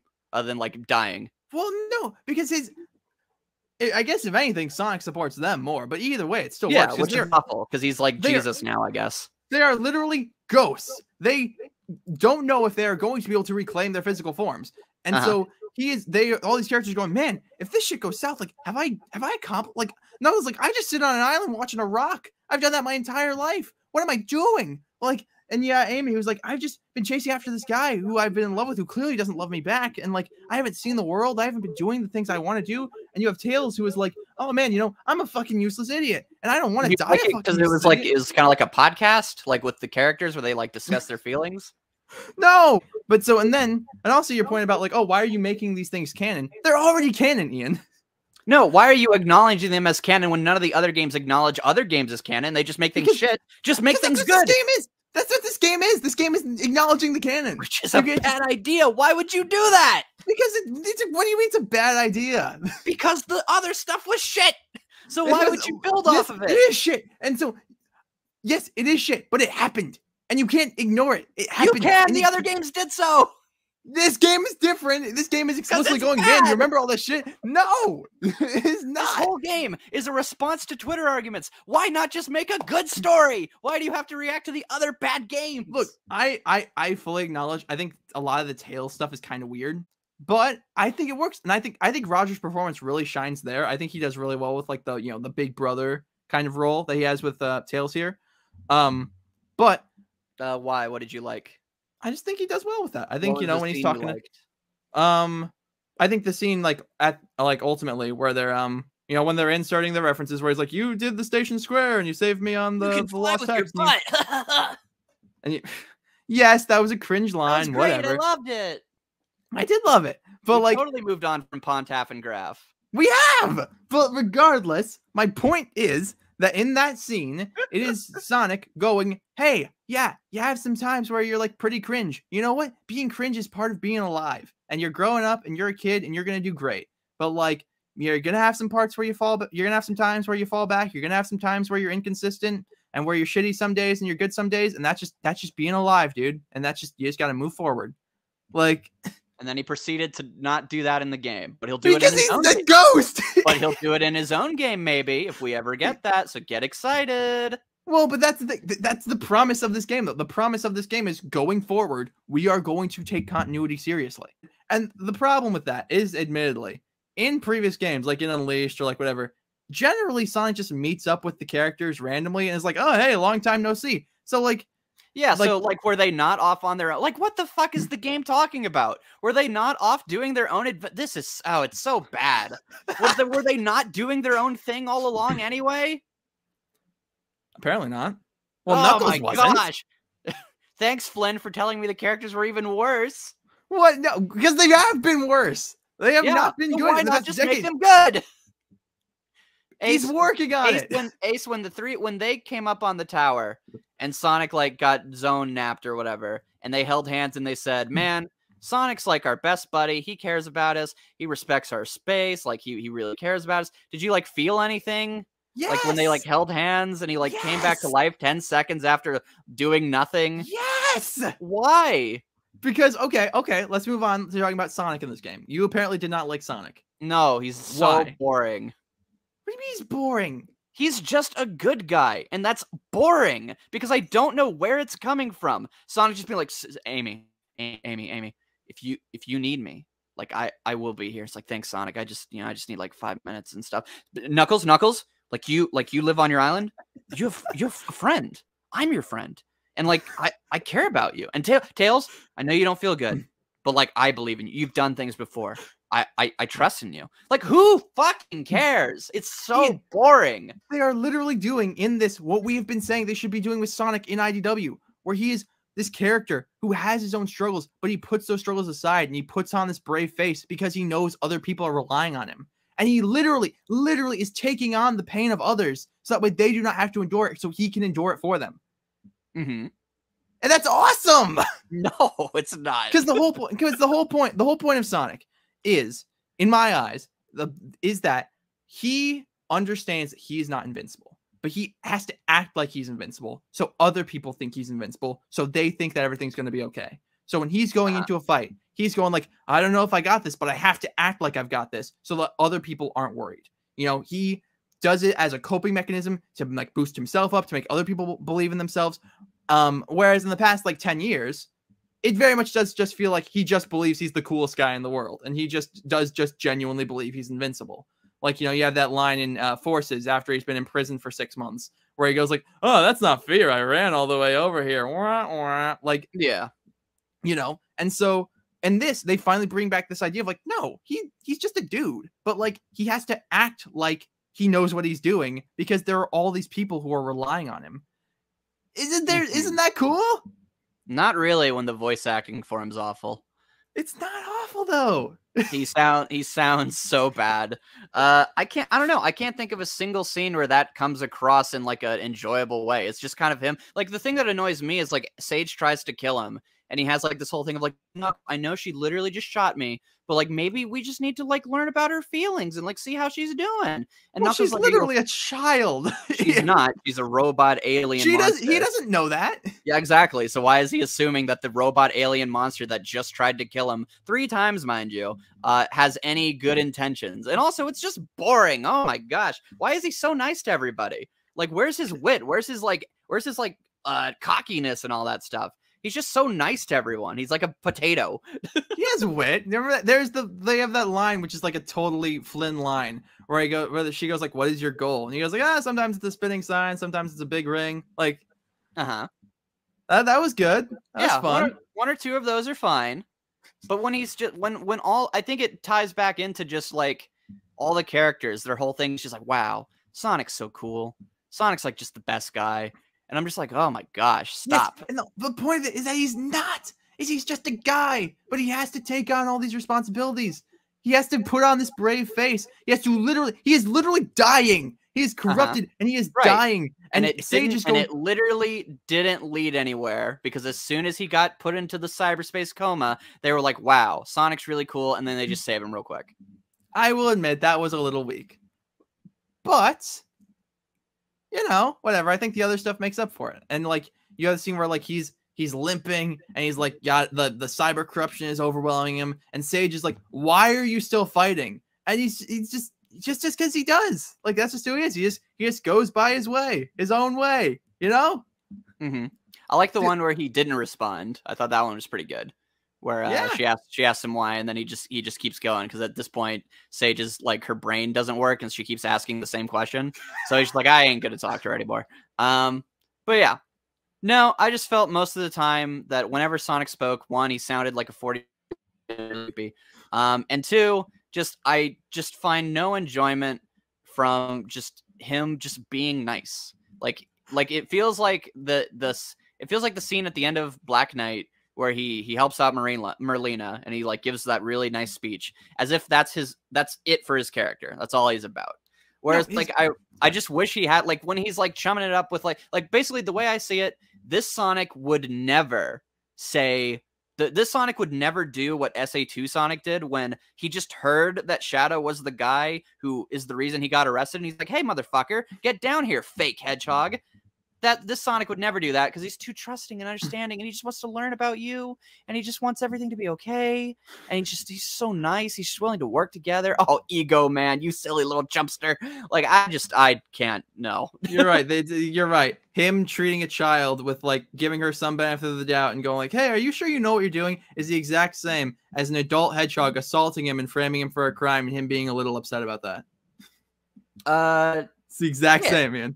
Yeah, because she's a robot monster who tried to kill him with laser beams. He doesn't know she's a robot monster. He just knows she's like a little weird. Does he not see her teleporting around? She's like a ghost. She's like a demon. Yeah, so he's seen demons. He's seen weird shit. Right. So why does he instantly jump to, no, we don't need to, like, she's antagonizing and trying to kill us, but maybe she just doesn't understand us. And then he goes, hey, Sage, beat up the child? Sage, can you explain that? I mean, he does in the trailer and everyone thought that was really cool, but that's not in the game anywhere. No, people thought it was funny. I don't think people thought it was cool. I don't know. Yeah, I don't buy the idea of like, oh, she's a child, when that never comes up. Like, it never comes up that Sonic is like, oh, but she like looks so young, or like, no, she's just a kid, Knuckles. Like, no, he's just like, I don't know who you are. Can you explain yourself? She goes, no, die. And he goes, well, I mean, I tried. I don't know what to do. I feel like it's kind of implied. Yeah, I mean, if that's fine. But yeah, also, no, I don't know. And then like there's that scene where like Knuckles and Sonic are like at the little mural thing, and Knuckles is like, this reminds me of Angel Island, and then it shows like a picture of Sonic 3 where he's chuckling, and I'm like, no, but like, wait, what is he looking at? Is it what is he looking at that looks like Angel Sonic? Like, can you really protect this man? Because I'm like, no, but like Knuckles, what the fuck are you talking about? I cannot. What are you looking at? Is there like a teleporter from like Angel? Like, what are you looking at? What are you talking about? Sonic, please, I can't do this. I'll take care of it, buddy. I'm like, what is he talking about? Is it just that it's old ruins? No, it's because it looks like from Angel Island. What about it? I don't know. It's old. Exactly. I will say one thing I wasn't super crazy on, I guess, to join the hate train, is that the ancients obviously look like chaos, but the people treat it like it's not obvious. Garbage. Why would anyone like that? They don't tell us anything. Wait, what? The lore, the new lore we get. The lore's not garbage. It's so cool. What's good about it? It doesn't tell us anything. It just says Chaos Emeralds are like from space, and some things that look like Chaos found them. The end. Yeah, well, and my problem is that like about that. My problem is because it's chaos. But it's not though. We don't know. They don't tell us. Well, my big problem is that like the characters see that they're chaos and no one goes. Yeah, because no one in the story cares. Does that look? No one's like, hey, does that look like chaos? And then there's a voicemail where Eggman goes like, holy shit, I ran a DNA test and they're related to chaos. Only a genius like me could have figured that out. And it's like, well, I'm not a genius and I figured it out because I have eyes and I saw that they looked like chaos. One thing that I thought was a tad confusing is like, okay, chaos is meant to be a mutated Chow. So is that retcon? Is that not canon anymore? Is chaos one of these guys now and not a Chow? Bad because none of it makes any sense and it's just boring. Well, I mean, the mutated Chow thing was never like confirmed. It was always just something that was kind of like, you know, there. Well, yeah. Regardless of if that's canon or not, it's more of just the matter of fact of like, again, literally all we learn is that emeralds came from space and landed on their island, and they're like, oh, there's an emerald on this place or on their planet. And then they left because like a giant ball attacked them. And then they go over to our planet like, oh, there's a chaos emerald there. Let's go there. It's being drawn there. And then they're like, oh no, the giant ball is going to attack us. And then they die. Like what's cool about that?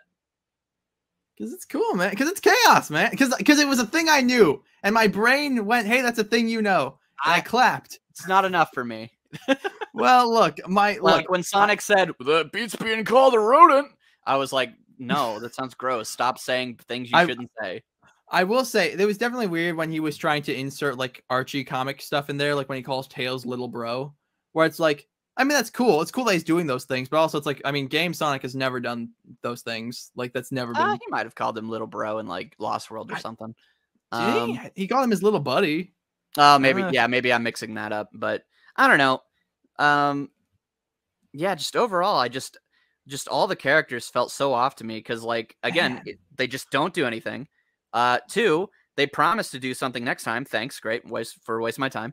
Sage and Eggman don't have a relationship because it's literally not shown in the game. And Sonic is just treated as just like he's just so nice. He just cares about your mental health. He'd put a hashtag on like he'd like all your stuff. He's just a good boy. You know, he really cares. And I'm like, Sonic caring about his friends is not inherently interesting. There's nothing inherently interesting about Sonic liking his friends and caring about them and sacrificing for them. That is literally every hero ever. Who cares? The things that make heroes cool or interesting is why they're trying to do these things, or like really selling like the pain they're going through. And I just didn't think we sold that well enough with the corruption thing because it doesn't fucking go anywhere because they solve it. I agree with you on that. I think the corruption resolution was a tad rushed. But I think, I don't know, I think just after the decade we've had of like, because I think, and we've talked about this before, about how they took this thing that was supposed to be Sonic's mask, which was, I'm the coolest dude ever and I can do anything. And they just made that his character. They made that his character into, I can do anything and I'm the coolest guy ever. And this game falls back on, no, I'm just a guy who cares about my friends and wants to do the right thing. And I mask my insecurities by acting like I'm the coolest guy ever. And I just really appreciated seeing that again. I really appreciated seeing Sonic and not some weirdo who's acting like he understands what Sonic is. That's what I liked that. Yeah, I think for me, it's just a matter of I just don't buy that even that's Sonic, because when I play things like Black Knight or I play like, just like SA2 or SA1, the thing that made Sonic fun was that he was just kind of doing his own thing, and then he would accidentally end up like helping or causing, like, not accidentally, but he would end up like helping more than most people would expect him to. Like in Sonic Adventure, Sonic's just going after Eggman, stopping his evil plans, having his fun back and forth. Look at Giant Talking Egg, having their little dynamic. And then by the end of it, though, he has that really nice moment where he's just like, defeating chaos isn't just gonna, just defeat chaos. That's just gonna make his anger even more. And the reason that hit for us was because, or hit for me anyway, is because you wouldn't expect Sonic to say something like that. Sonic, you would just kind of expect to he's just going with the flow, doing his thing. And so when he has that really nice, like, profound moment, you're like, oh, wow, there's really more to this guy. I just felt like this game leans so and then same with Black Knight, where Sonic's kind of going around and there's like, oh, you're gonna have to like slay the king. And he's like, well, can't be the hero every time. Like, he's having fun. He's going on this adventure and doing cool things. And then you have the moments where like Merlina's picking up the rose and he just doesn't say anything. He just kind of lets her be sad for a little bit. And then at the very end of the game, when he brings that back, it's like, oh, Sonic was listening. he was doing those kinds of things, and he has this really profound idea about living life or whatever. And I just feel like that energy is gone, and that feeling of just the characters just being like, yeah, we know Sonic's great and we love Sonic and Sonic's here for us. And he's like, man, if you need to talk, I'm here to talk. I just don't find that inherently interesting because there's nothing to contrast it, which especially doesn't help because the voice direction, whether I think Roger's doing a good job or not, we'll disagree with, or we'll get rid of that. And just the fact that he is meant to be more somber, more talking a bit slow. Even his quips are just a bit more just teasing. It's just kind of light teasing. We're not really doing too much with it. You knucklehead, that kind of stuff. And I just feel like that contrast isn't there. So him just being good boy Sonic, it's not that interesting because of course he would save his friends. Of course he would go out of his way to do those things. But it doesn't mean anything because they undercut it anyway. So, well, but I think that the key difference here is that in those games you're talking about, Sonic is winning the whole time.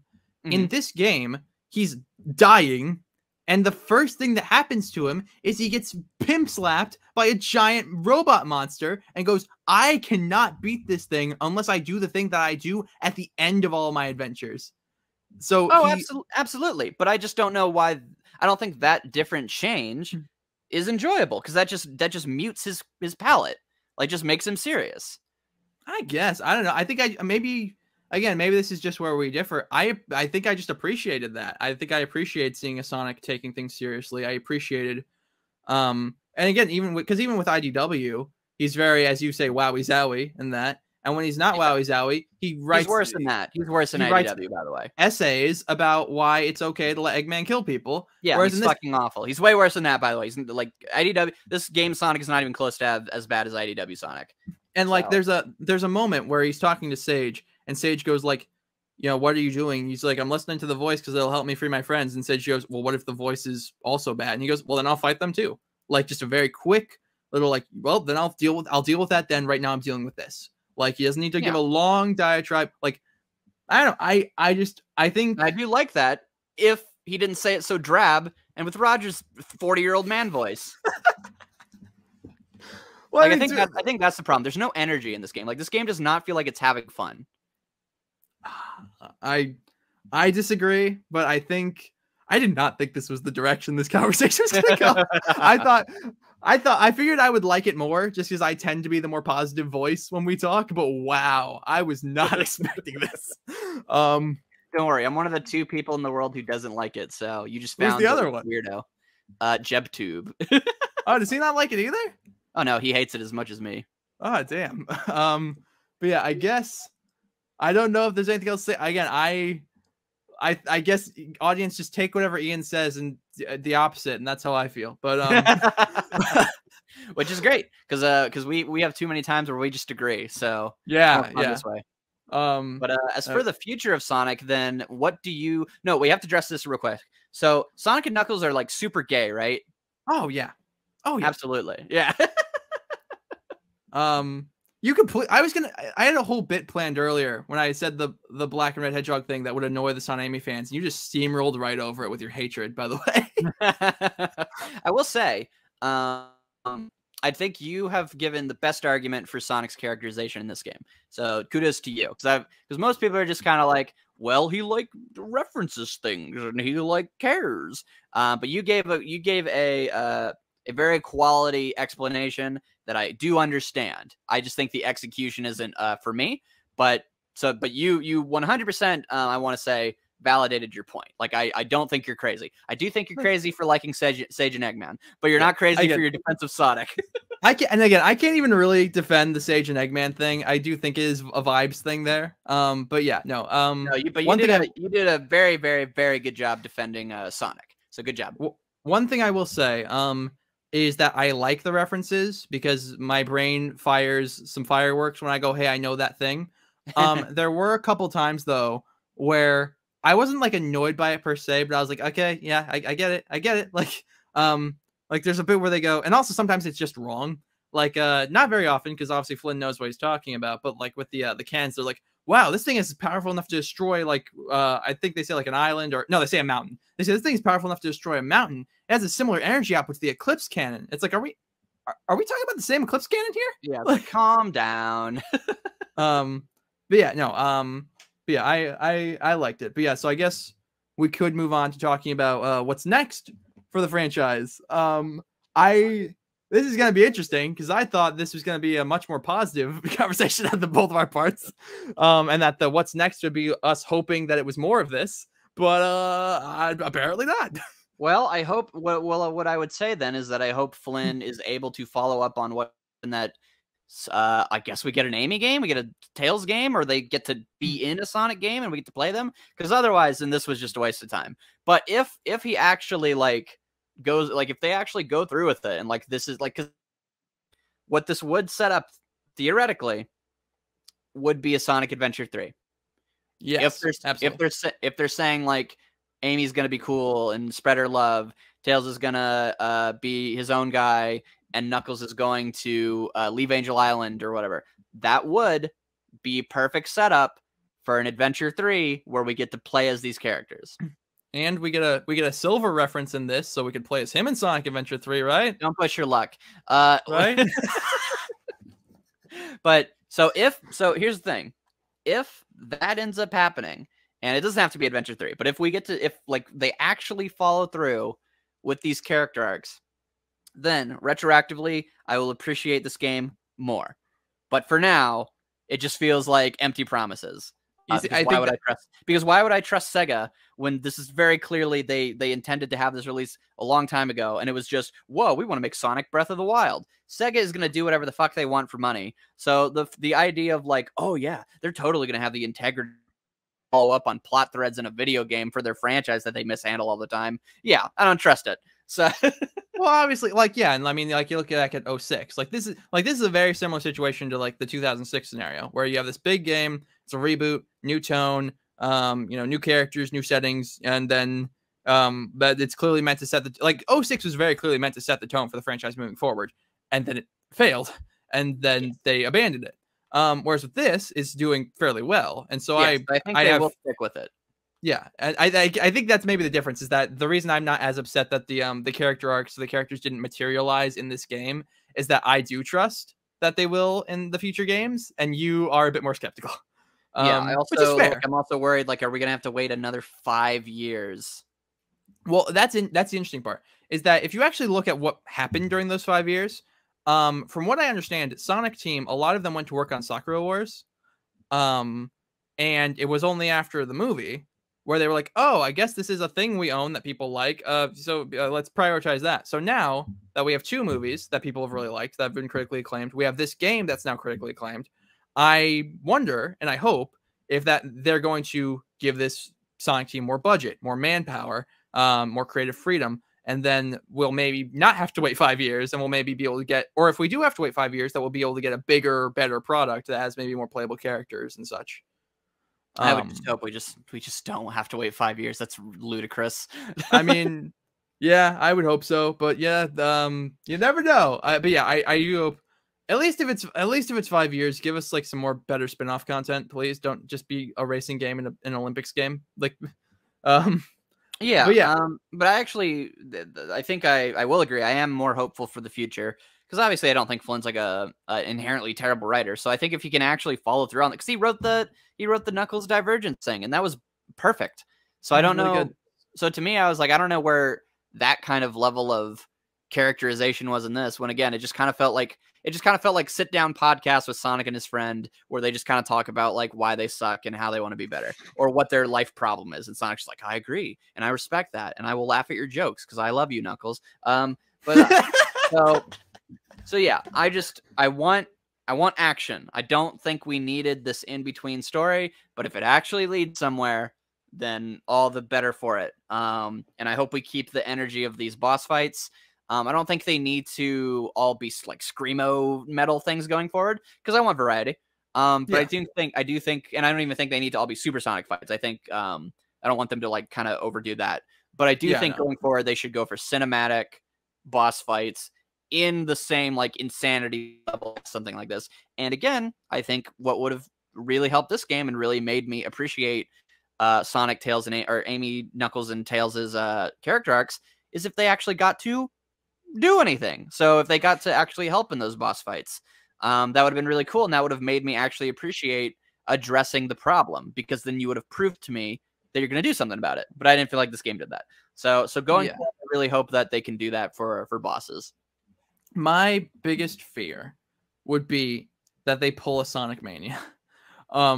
Because so I remember in the lead up to Sonic Mania being terrified because I was like, if Forces bombs and Mania succeeds, that's it. Modern Sonic's done. Like they're just gonna bring the Mania team on. We're gonna get Mania 2, 3, 4, 5, and like we'll be lucky if we get another Sonic game like ever. Like, and then I forgot that Sega are fucking idiots because that would have been the smart thing to do. So like, yeah. So what are they gonna do here? Yeah, that's the thing, right? It's like, with Mania, they're like, well, they went to the Mania team. They're like, well, guys, you made the most critically acclaimed Sonic game in the last 15 years.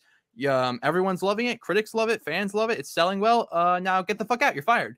Like, so my worry would be they would go like, Flynn, you wrote this game that most people liked. And people like the references. People like the characterization. Most people. Now get the fuck out and go write your funny books, you nerd. Like, yeah, like, that would be. Or they're like, people like the open zone control and they like they get to customize Sonic.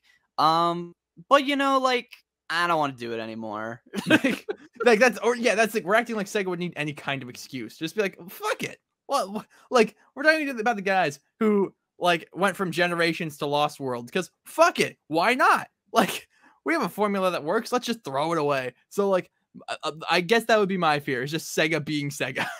Yeah. Now actually I have an interesting topic to talk about. Oh, okay. Which is that, that's most of the boring shit we've been talking about. No, I mean like a unique spin. That's what I should say. A unique topic.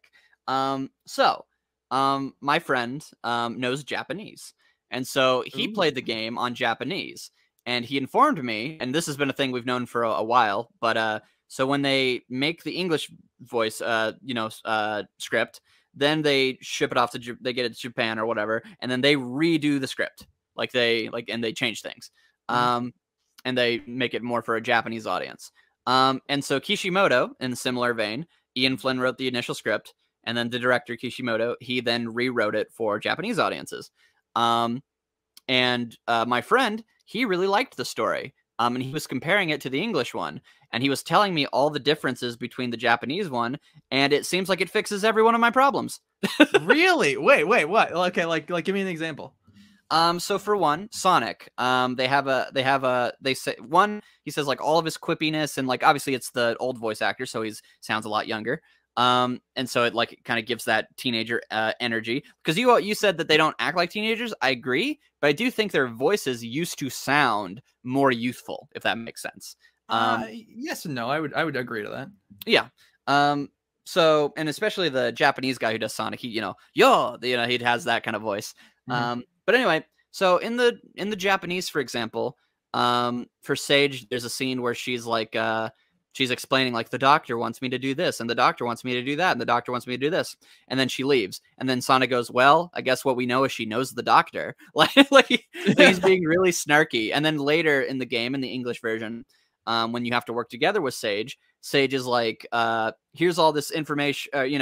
He goes like, "Oh man, I really wish you would have talked to me earlier, because then we wouldn't have had to fight. We could have met up and done things together. We wouldn't have had to do that." And then in the Japanese, he says, "Well, if you would have gotten to the point quicker, we wouldn't have had to deal with all that." And I'm like, yes, where's that? And so like Japanese Sonic actually has the balance I'm looking for, where he has a lot more like of these like really snarky quips, which then contrasts when he's being like really kind and all these things to like Tails or Knuckles or Amy and all these things. Amy has a cutesy little voice that she used to have, all those things. Then for the Sage and Eggman plotline, the actual story in the Japanese version is that Sage, it's the thing you said, where it's this AI who wants a relationship, which makes sense as just like a concept. She wants to feel these things that Sonic and his friends are feeling. However, in that version of the story, Eggman never calls her daughter until like the last scene where he says like "good kid." Whereas in the game, what happens is that Sage is like trying to get Eggman to like care about her and all these things. And then whenever like they go off into space, Eggman doesn't say like "good farewell, my dear daughter." He says, "Why do I feel worried?" And like that kind of thing. And so Instead, it's portrayed as not them having grown closer, and by the time they get out, they have a better relationship. Instead, it's framed as something about this entity being kind to me and caring about me. Something is pulling at me, but like I'm Eggman, like I don't feel those things. So he's denying it the whole game, and then at the very end, he says like well done, daughter or whatever, something like that. Or no, what happens is that when Sage dies, instead of the whole game, she's trying to get Eggman to praise her, to say anything nice to her. And then what happens is when she dies, in the English version, she says, please take care of father, which is bad and terrible because Eggman's a monster. And why would Sonic take care of her? Take care of him. But anyway, in the Japanese, she says, father, will you finally praise me? And this is after the whole game after a whole game of her just calling him doctor, the doctor, the doctor, the doctor, the doctor. And then so at the very end, when he brings him back to life, she says, well done, kid. And so it's finally come full circle, and he's finally accepted that he does actually maybe care about her. And that's the story of Sage and Eggman in that game. That's what I want. That's fair. I don't know. Again, something about there being this genuine caring relationship did tug on me. I couldn't exactly explain it, but I think in terms of just like, again, it does require a lot of logical leaps. And so I don't know if I would say I would prefer that, but that does sound a lot more coherent. Yeah, and my friend, so it's Low Art. He's actually going to work on translating the whole game, and then he's just going to upload all the cutscenes with his translation of what they're saying, so you will be able to experience it. So fun. And then he's going to make a comparison video of the stories because he has all the same complaints I have, but he was like, well, I didn't experience that when I was playing because I thought it was a pretty decent story. But then he would go back and he'd compare, and he's like, "Oh, why did they do this, or why is this here? Or what? This line doesn't even exist in the game." Because if you notice, there's some of the dialogue is synced to match the Japanese, and so like the Japanese script, and so there is times where Sonic is talking and he doesn't have lip flaps. Yeah. And then like there's also they fucks Flynn over because they didn't animate for his stuff in mind. Another difference that my friend brought up was that in the opening scene where they're just flying over the islands, in the English version, they're just like, oh, the Chaos Emeralds went here. And then Amy's like, oh, this will be fun. And then Tails is like, and they're like, oh, let's see where where they're going. And then in the Japanese version, Sonic says, looks like Eggman headed for these islands. And then Amy's just like, he never gives up, does he? And then Tails is like, well, that's why we're going to stop him. So like, whoa, like fucking bear. And like charm and personality. Not just, these are the Starfall Islands. How exciting. Well, I hope we find out why the Chaos Emeralds went there. Instead, they're like, Eggman went this way. Let's kick his ass. Yeah. That sounds cool. I do, I wish, and it would be stupid, so I know why they don't, but like it would be nice if there was an option to play the game like in Japanese with the authentic subtitles. Just because that's not a thing that exists in most games, at least most Sonic games. Yeah, that would be awesome. But yeah. No, that's awesome. So I'm a sub. You're a dub. I'm a Sonic dub hater. Yeah, that's cool. Are there any other like notable differences? I'm trying to think. Like every now and then he'll send me like script differences that he thinks are really interesting or unique or whatever. But yeah, overall that's where he's going, and so that like he's working really hard on it. He wants to have it out hopefully by the end of the month, he said, or at the start of next month. So yeah, like sooner or later you'll actually get to figure that stuff out. Oh, here's one he said. He said they clearly took Flynn's script, altered it for themselves, and then did the animations based on that. So even when the script could be normal, it sounds weird and stilted because the characters are acting for different lines, like in the scene where Sonic and Amy are talking after he releases her.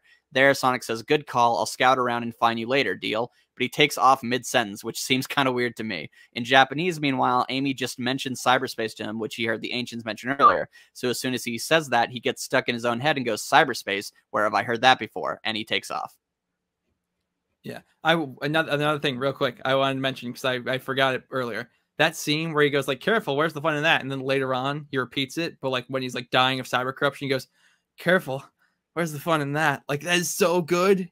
That is so good because you see the mask start to slip and he's going like, oh, I'm gonna fucking die. Like, and again, I would have liked that when he first, because I like that line in concept, but instead he goes, where's the fun in that?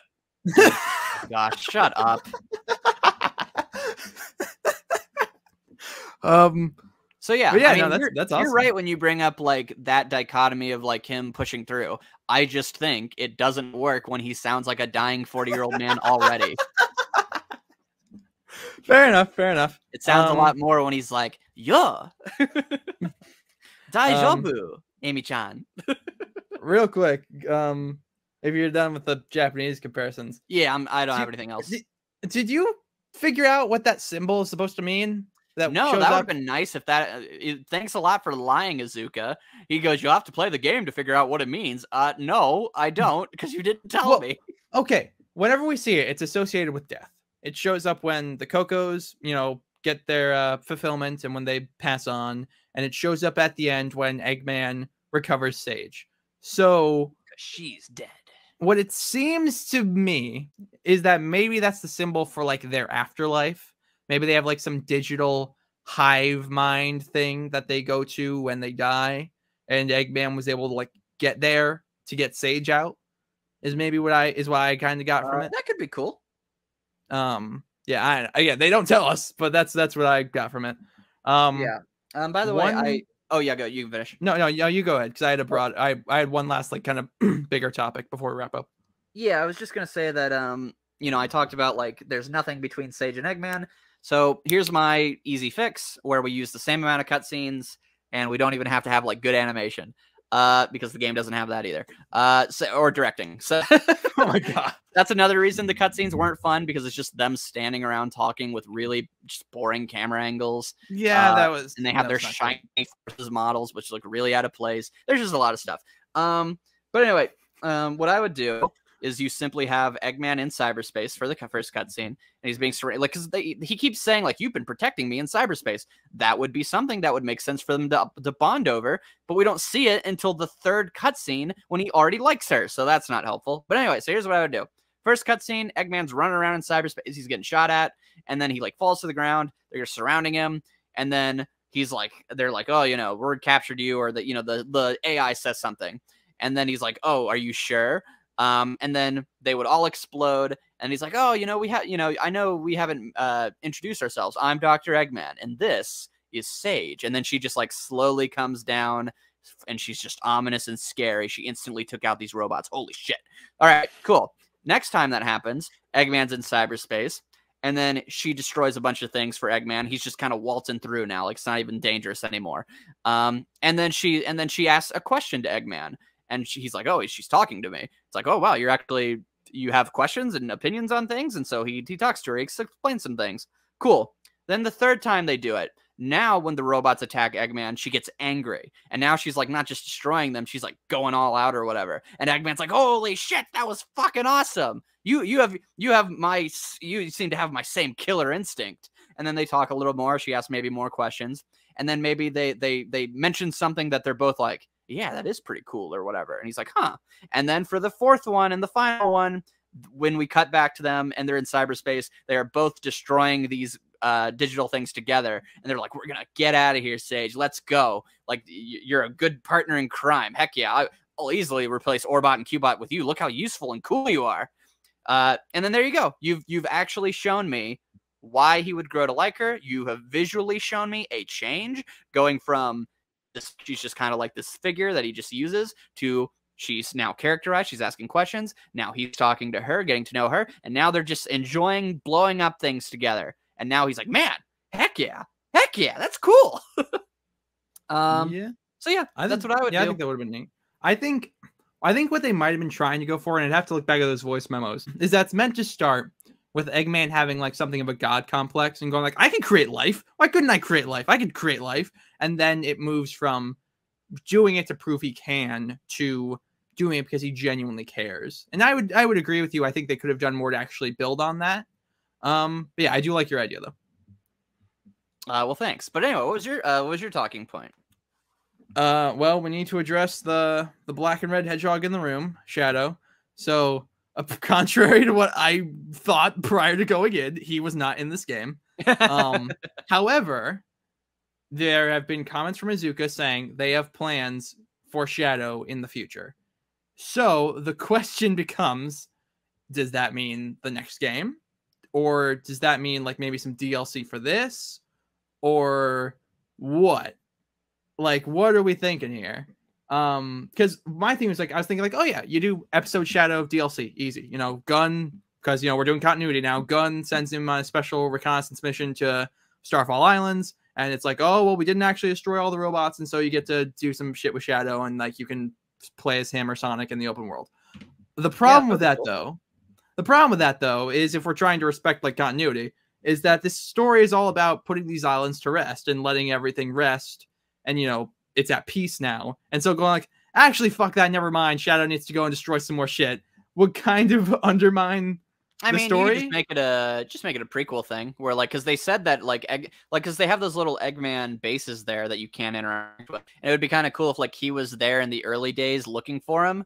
And then, like, when he's about to, like, maybe it's like you actually lead up to the first cutscene, and he's like, I know where Eggman is. I'm heading that way. And then he gets sucked into cyberspace, and he's like, Eggman's gone. Like, we don't know where he is. It's like, well, return back to base, Shadow.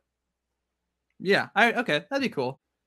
I will, like, yeah, I don't know. But, like, I remember, because, like, I will say, my big thing, right, I was thinking, if we're drawing parallels between Sage and Maria, I so desperately want to see them interact.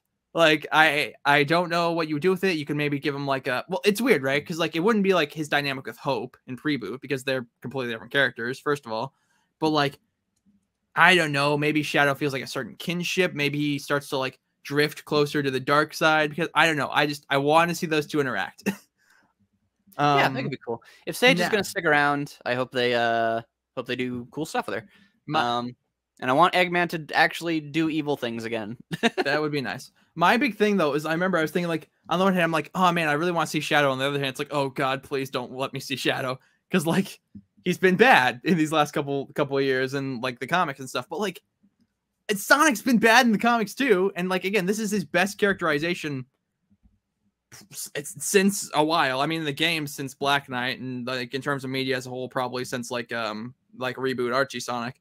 So like I don't know, maybe he could do good game Shadow even though he's done bad comic Shadow. I don't know. Yeah, I mean I think that especially with the movie coming out, because the movie seems to have no restrictions in terms of like what they can do. I think they're just like, okay, you guys are the ones making the money, so you just do it.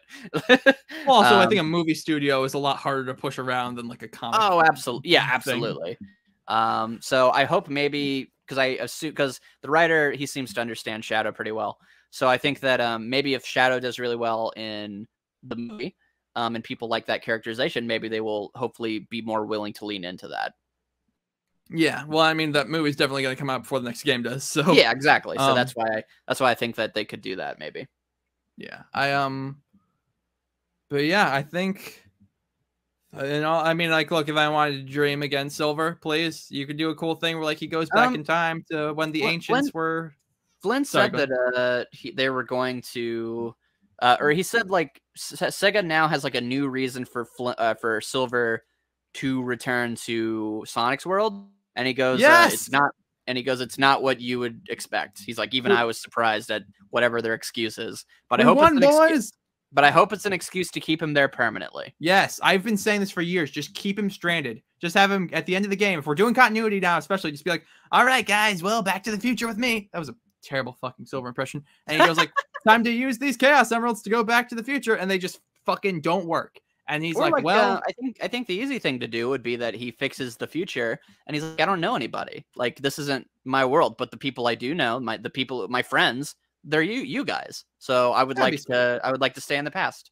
I would like that. But yeah, no, I just keep him there. Just don't do the back and forth shit anymore. It's really confusing. Like even in that newest IDW story with him, he's like, yeah, the future's fine, but I'm back here gardening. That's like, but yeah, like no, but you could do like a cool DLC with him where like he's like, I gotta go. I mean, they literally mention it in the game where he's like, you could go back in time and like see them and be like, whoa, these are some weird water guys. Like, it's not gonna happen. I shouldn't get my hopes up. I shouldn't get other people's hopes up. But so I guess Styx is joining, by the way, because they. Oh God, fuck no! Please no. I was gonna say your favorite. I was gonna say everything's canon. Silver Ace is what you wanted. This is what you needed. I will say, it is a small price to pay, but God, I hope not. And that was the other thing that made me think like Sonic Adventure, maybe, where she's like actually no, more like Sonic Heroes 2. because she's specifically like, I'm gonna hang out with Sticks and Cream. So I don't know. Oh yeah, Sonic Heroes 2 would be great. You got Sonic, Tails, Knuckles, Amy, Cream, Sticks, Silver Blaze, and Marine. Man, yeah, Ian, you're a genius. Except for your opinions on the storyline of this game and Sage. But aside from that, we'll have our moments. Yeah. But yeah, I guess that's about it. We've been going long enough, but yeah, I guess you got any wrapping up thoughts? The comments are finally gonna like me more. I know. It's great. You're welcome. But yeah, I guess, yeah, you got any final thoughts before we go? Final thoughts are, I hope that IDW continues to, I hope it gets better and doesn't suck. Flynn is returning after this Surge and Kit arc. So, you know, hopefully he writes something good for once in a while. Oh my God. Yeah, I guess, like I said, this game broke my brain a little bit. I was very surprised. I mean, look, I've never claimed Flynn was a bad writer. I just think he kind of, you know, IDW, there's some weird stuff going on there. Absolutely. He can write. That's why, that's why I'm like, that's why we're frustrated with how much. That's why we're frustrated. Yeah. I don't think Flynn has like lost the ability to write stories. But yeah, I just think, you know, I think he needs the right thing to work with, or he needs the right kick. So I don't know. But yeah. I mean, he wrote, like, to be very positive about Flynn, he wrote the 30th anniversary Sonic comic last year, and that is one of the best, like, Sonic things ever. And he wrote very good. So, and I'm very much looking forward to the 30th anniversary for the Tails comic that's coming out. Yes. I think amazing too. So I know Flynn can write. I know he can write really charming, fun stories. And I hope he continues to do so. And I obviously want him to continue working on the games, because if what he's promising does come to pass, then hey, fuck me. Then good job. If you gotta get it, if you gotta do this to get there, then go for it. So yeah.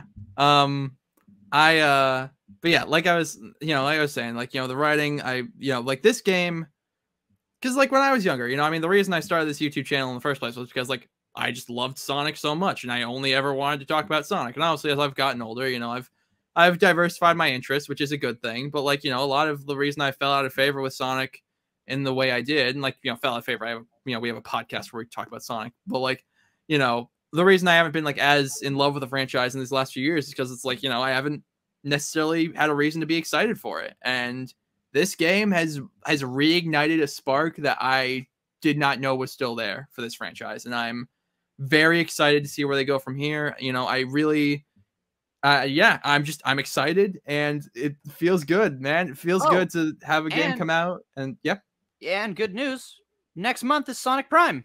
It is, and your favorite co-hosts are going to be back talking about that. Yeah, absolutely. So be hyped, or don't. I'm not your dad. But yeah, no, that's so yeah, like, I'm very excited for that, because I think there could be a lot of potential. Yeah, I agree. But yeah, overall, Prime good, I guess. No, fuck. Frontier's good. Thanks for watching, everybody. You threw me off, you piece of shit. Bye, everyone. Bye.